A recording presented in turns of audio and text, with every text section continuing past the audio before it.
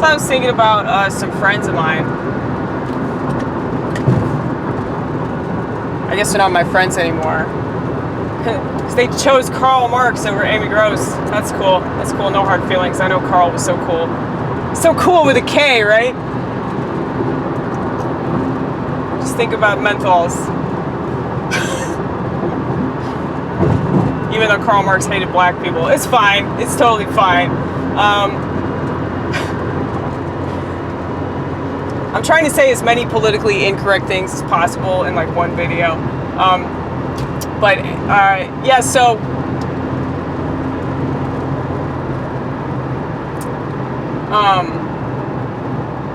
yeah, my friends, they're cyborgs now. They've chosen to be cyborgs. And a lot of people that you encounter on a daily basis have chosen to be cyborgs. And they don't know that this is a choice that they made involuntarily.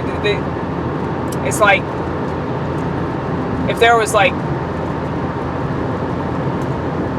a test that people had to take, you know, back in like the early 2000s, you know, when phones came out, like just the handheld phones, not just the smartphones, but no, like just these little flip phones, these little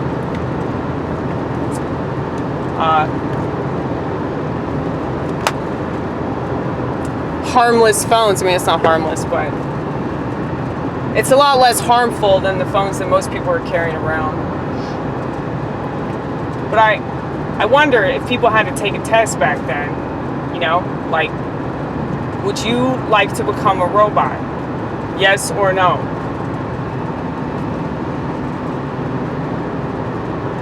I think most people would say no. But if you kept asking questions like relating to that robotic state of mind, like,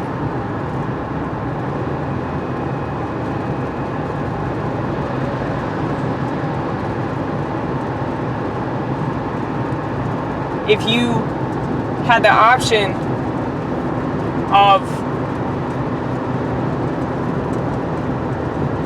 becoming a version of yourself that didn't involve the inconvenience of feeling human emotions, would you do it? Would you make that decision? If there was a piece of technology that you could carry around with you all the time that would constantly distract you from having to be a pesky human being, would you use that technology?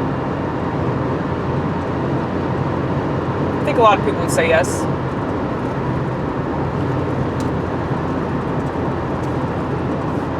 Unfortunately.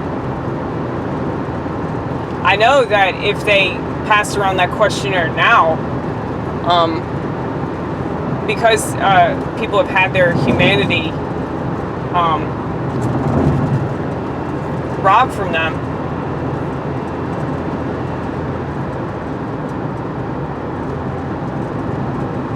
because there are some people that, you know, you can tell, like, you know, they've always wanted to be a robot.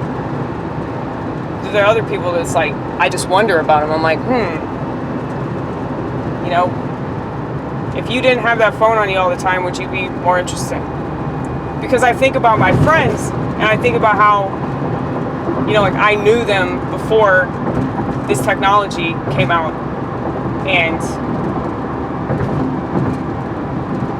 now I don't know them anymore. It's like they're just gone. You know, it's very unfortunate, but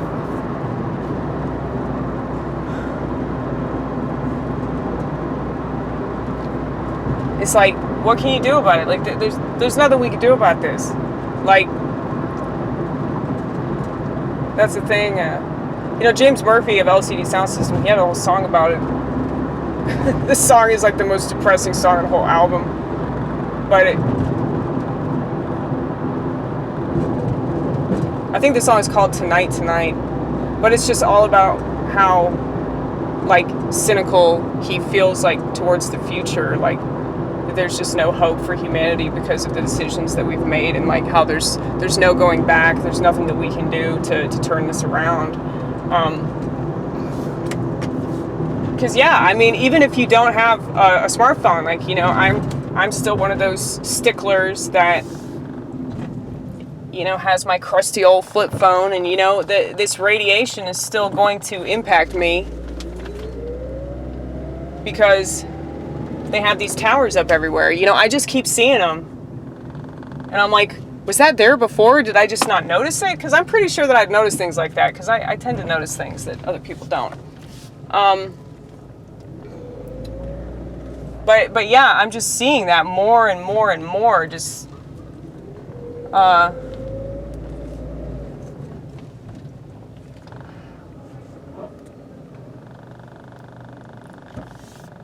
just all this stuff that, you know, people didn't vote on it. People didn't decide, like, yeah, I want this. This would benefit me in my life. That would be cool if I could fry my brain even more than it's already been fried. Can't wait for that shit. You know, but, you know, it's like, just noticing those towers, it's like, I was just thinking about how, you know, like, well, what other ways are they pulling these same tricks? But it's like, you know, the wool was over our eyes for so long, and now it's just blatantly obvious, because those towers look pretty ominous. But, I don't know, I mean, everything's killing us in some kind of way, right?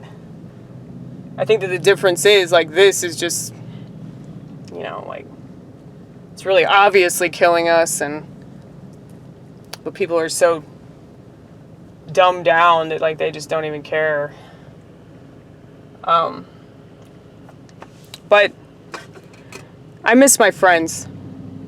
I'll just say that. I really miss my friends, but, you know, they're gone. There's no getting them back. So I'm grateful for the time that I had with them. I'm grateful that, you know, I'm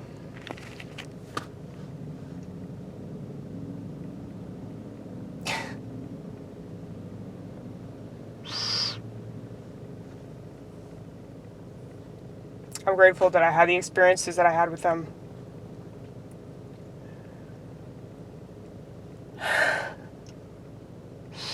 But, you know, I've always lived my life like this, where it was like, I've always been, like, in mourning of something that hasn't even happened, you know. I guess it's, like, somewhat PTSD related.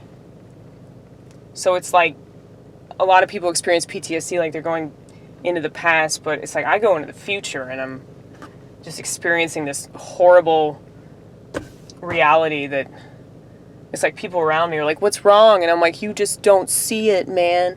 Like, and people would say it's some kind of psychosis, but it's like, is it really? Because everything that I predicted is happening. You know, like, a lot of the time when I be hanging out with my friends, it's like, I just know it's not going to last forever.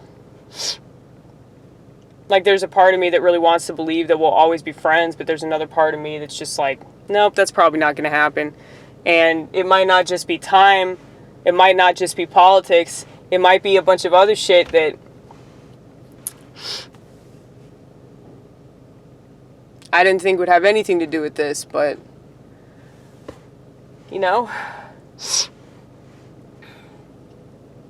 it really is just sucking the humanity out of everybody. And people that didn't really like their humanity to begin with don't seem to mind that idea at all. You know, they're very open to it. But like I said, you know, you can't do anything about that. You just have to hold on to whatever you can hold on to.